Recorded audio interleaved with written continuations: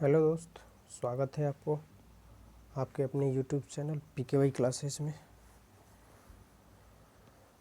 दोस्तों, आज ये सुमितला अवश्य विद्यालय प्रवेश परीक्षा के लिए पार्ट 3 नंबर सीरीज़ है GK GS का, जिसमें हम लोग 15 क्वेश्चन करते हैं।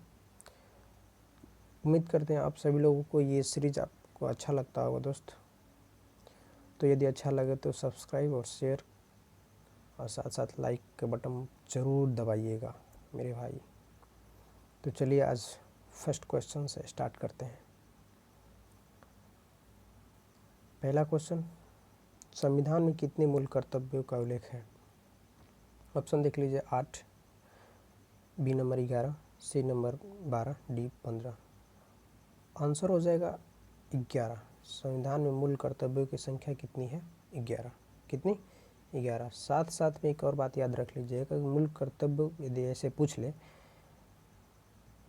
कि भाग कितना, मूल कर्तव्य भाग कितना में, तो भाग नंबर 4 के क, भाग नंबर 4 के क, ठीक। और कितनी संख्या है मूल कर्तव्य के? 11। चलिए नेक्स्ट दूसरा है क्वेश्चन, राज्यसभा के सदस्यों का कार्यकाल होता है, कितना होता है? ऑप्शन ए 3 वर्ष, बी 5 वर्ष, सी 6 वर्ष, डी 4 वर्ष। राज्यसभा के सदस्यों के कार्यकाल का अर्थ होता है, कार्यकाल का अर्थ होता है कि राज्यसभा के सदस्य जो अपने पद पे चुने जाते हैं तो वो कितने वर्ष तक रह सकते हैं? तो 6 वर्ष तक रह सकते। कितने वर्ष तक? 6 वर्ष तक रह सकते हैं। 6 वर्ष तक रह सकते हैं। समझ में आएगा? साथ साथ में एक और बात याद रखिए कि कभी ऐसे पूछ ले कि राज्यसभा के सदस्यों को बनने के लिए कितनी न्यूनतम उम्र सीमा होनी चाहिए? कितनी न्यूनतम उम्र सीमा होनी चाहिए? तो आंसर हो जाएगा 35 ईयर, 35 ईयर्स। समझ में आया? चलिए नेक्स्ट बढ़ते हैं आगे।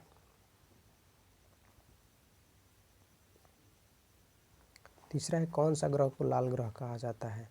देखिए, ए नंबर ऑप्शन जुपिटर, जुपिटर मतलब होते हैं बृहस्पति, बी शुक्र, सी मंगल, डी प्लूटो। आंसर नहीं है ये, हम ये बताए हैं कि जुपिटर का अर्थ होता है बृहस्पति। ऐसे लाल ग्रह किसे कहा जाता है? तो मेरा आंसर हो जाएगा मंगल। क्या चीज़? मंगल। बढ़े आगे।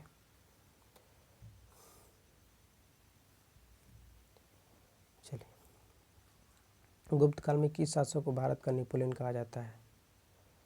गुप्त काल में किस शासक को भारत का नेपोलियन कहा जाता है? चंद्रगुप्त द्वितीय, समुद्रगुप्त, चंद्रगुप्त मौर्य, स्कंदगुप्त। आंसर क्या हो जाएगा?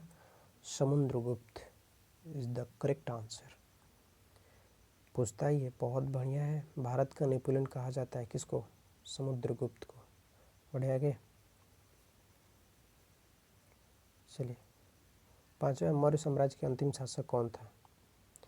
दशरथ, बृहद्रथ, कुणाल, शालीशुक। ऑप्शन हो जाएगा B is the correct answer, यानी बृहद्रथ जो था मौर्य वंश का अंतिम शासक था। लेकिन आपसे कभी ऐसे भी पूछ ले कि मौर्य वंश का, साम्राज्य का संस्थापक कौन था? तो चंद्रगुप्त मौर्य। चंद्रगुप्त मौर्य। आया समझ में? चंद्रगुप्त मौर्य। बढ़े आगे। चलिए, शुद्ध सोना कितने कैरेट का होता है? देखिए, सोना जो होता है एक्चुअली में, शुद्ध सोना से आभूषण जो हम लोग के माता जी बहन जी लोग पहनती हैं, शुद्ध सोना का नहीं होता है। यदि शुद्ध सोना का बना दिया जाए आभूषण तो वो टिक नहीं पाएगा, यानी कि पहन नहीं पाएंगे, हाथ से पकड़ नहीं पाएंगे। थोड़ा सा भी यदि दाब पड़ेगा तो वो भंगुर हो जाएगा, टूट जाएगा, ठीक ना। बहुत ही मुलायम होता है, इसलिए उसको कम से कम, अब जो बिक्री करने वाले लोग हैं, सोने वाले बेचने वाले लोग, भाई लोग, उन लोग के ऊपर डिपेंड है वो कितने कैरेट के देते हैं, ठीक ना। क्योंकि उसमें पीतल मिला करके मजबूत बनाया जाता है। समझ में आया? तो क्या करते हैं कि पूछता है, यही पूछता है कि शुद्ध सोना कितने कैरेट का होता है, तो आंसर हो जाता है हम लोग का 24 कैरेट का।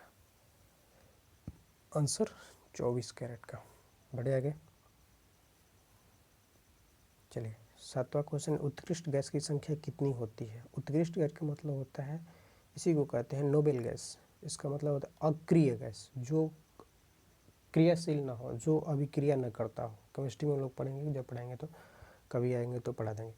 नोबेल गैस, उत्कृष्ट गैस या अक्रिय गैस, 3 नाम इनका है। इनकी संख्या कितनी है? 6। कितनी है? 6। अब रही बात कि कौन कौन, तो आप लोग को हम बता देते हैं कौन कौन। लिखिएगा, लिखिएगा। हीलियम, हीलियम,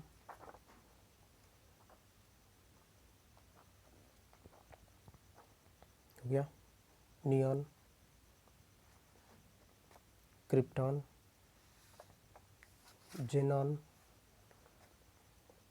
रेडॉन, हो गया। बड़े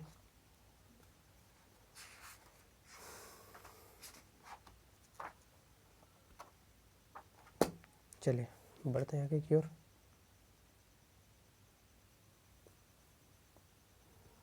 8वां है, गुरुत्वाकर्षण नियम के प्रतिपादक कौन है? यानी इसके खोज का किसके द्वारा किया गया? तो आंसर क्या हो जाएगा गुरुत्वाकर्षण का? न्यूटन बाबा। कौन? न्यूटन बाबा। साथ साथ में ये भी याद रखिएगा कि कभी पूछ दे कि एक्सरे का खोज किसने किया, तो एक्सरे का खोज किया रोएंटजन। एक्सरे, वो एक्सरे जो हम लोग हड्डी उड्डी खराब हो जाने पर एक्सरे करवाने जाते हैं। समझ में आया? उसी एक्सरे का खोज कभी पूछ दे तो किसने किया, तो रोएंटजन। और गुरुत्वाकर्षण नियम के प्रतिपादक न्यूटन बाबा। बढ़िया गया। चलिए अब 9वां है, पृथ्वी का प्लान वेग। इसको याद रखिएगा, बहुत भी प्रश्न है, इसमें हम आप लोग को कुछ लिखवा देते हैं, समझ में आ जाना चाहिए। चलिए देखिए, पृथ्वी का प्लान वेग, पहले समझिए प्लान वेग क्या होता है। प्लान वेग ये होती है कि किसी भी वस्तु को पृथ्वी से या चंद्रमा से या सूर्य के, तीनों का प्लान वेग होता है। तो यहाँ से हम किसी भी वस्तु को उसके वेग से, उसके प्लान वेग से, उसी स्पीड से, उसी वेग से फेंक दे उस वस्तु को, तो फिर वापस उस पे नहीं आएगा। यानी पृथ्वी का प्लान, मान लीजिए किसी वस्तु को ले लिए, इसका आंसर हो जाएगा, आप लोग याद रख लीजिए पहले, तब हम आपको बता रहे हैं। फिर ये देखिए, इसका आंसर हो जाएगा 11.2 किलोमीटर प्रति सेकंड। यानी किसी वस्तु को 11.2 किलोमीटर प्रति सेकंड के वेग से फेंक दिया जाए तो वापस ये पृथ्वी पर नहीं आएगा। आगे समझ में? तो इसी तरीक़ा से सूर्य का और चंद्रमा का दोनों का होता है। तो सूर्य का होता है, लिख लीजिए, सूर्य का होता है, लिखिए 42.2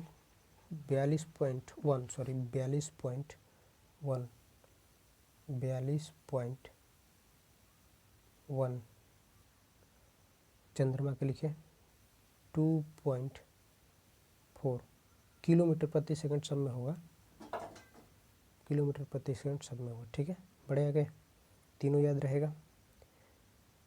चलते हैं आगे। कार्य का मात्रक क्या होता है? ऑप्शन है ए वाट, बी डाइन, सी न्यूटन, डी जूल। कार्य का SI मात्रक क्या होता है? SI कर लीजिएगा, SI मात्रक। आंसर हो जाएगा ऑप्शन डी जूल। लेकिन साथ साथ में एक और बात याद रखिएगा दोस्त, कभी कभी CGS में पूछ लेता है कि CGS में क्या होता है। आप पूछे CGS क्या है सर, तो C से सेंटीमीटर, G से ग्राम, S से सेकेंड। समझ में आया? तो इसमें कभी पूछ दे कार्य का CGS पद्धति में क्या मात्रक होगा, तो आंसर होगा अर्ग। क्या होगा? अर्ग। आया समझ में? अर्ग। और ऐसे सिंपली पूछे तो जूल। बढ़े आगे।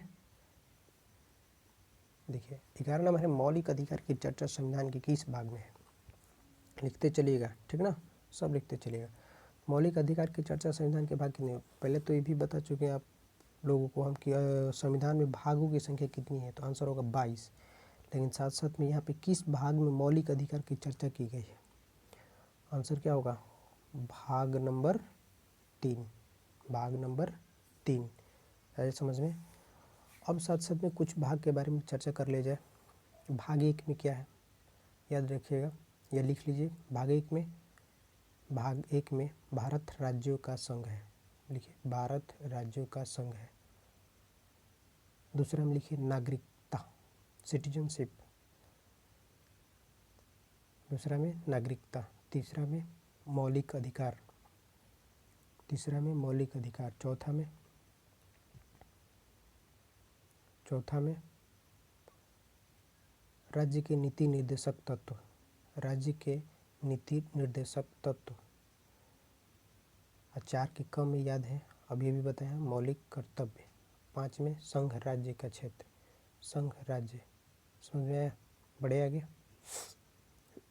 इसमें एक और बात लिख लीजिए भाई कि मौलिक अधिकार की कभी पूछ दे कि संविधान अनुच्छेद कितना से कितना, तो याद रख लीजिए 12 से 35।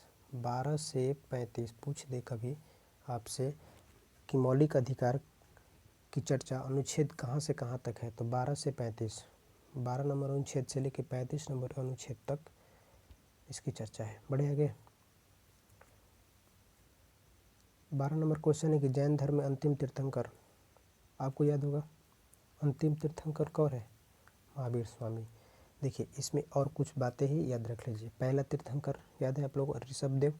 दूसरा तीर्थंकर यहाँ लिखा गया है, हम आपको बता दें, अजीतनाथ दूसरे तीर्थंकर, शंभुनाथ तीसरे तीर्थंकर। तो पहला है ऋषभदेव, दूसरा अजीतनाथ, तीसरा शंभुनाथ। और ये अरिष्टनेमी जो है ये 22वें नंबर के हैं, 22वें नंबर के, ठीक है। और 23वें नंबर के पार्श्वनाथ और 24वें नंबर के महावीर स्वामी। बढ़े आगे। चलिए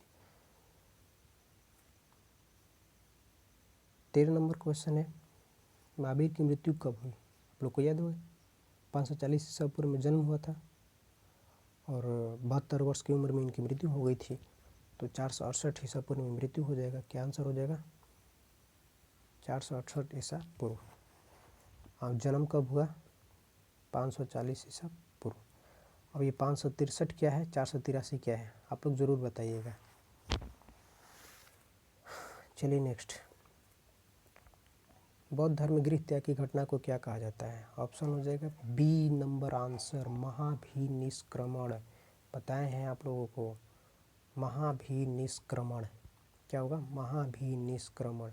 और सी नंबर ऑप्शन जो महापरिनिर्वाण है, इसको क्या कहते हैं? आप लोग कमेंट सेक्शन में ज़रूर बताइएगा। नहीं बताइएगा तो हम बताते हैं, महापरिनिर्वाण को मृत्यु की घटना को कहा जाता है। किसको? मृत्यु। समझ में आया? चलिए नेक्स्ट या आखिरी प्रश्न है, प्रथम जैन संगीति कहाँ हुआ था? याद है ना? पटना। कहाँ हुआ? पटना। और दूसरा वल्लभी, दूसरा वल्लभी। तो चलिए दोस्त, आज इस वीडियो को यहीं पे समाप्त करते हैं, क्योंकि 15 क्वेश्चन हम लोग का समाप्त हो गया। तो बढ़िया से इसको याद कीजिएगा दोस्त। चलिए दोस्त, मिलते हैं नेक्स्ट वीडियो में, तब तक के लिए धन्यवाद।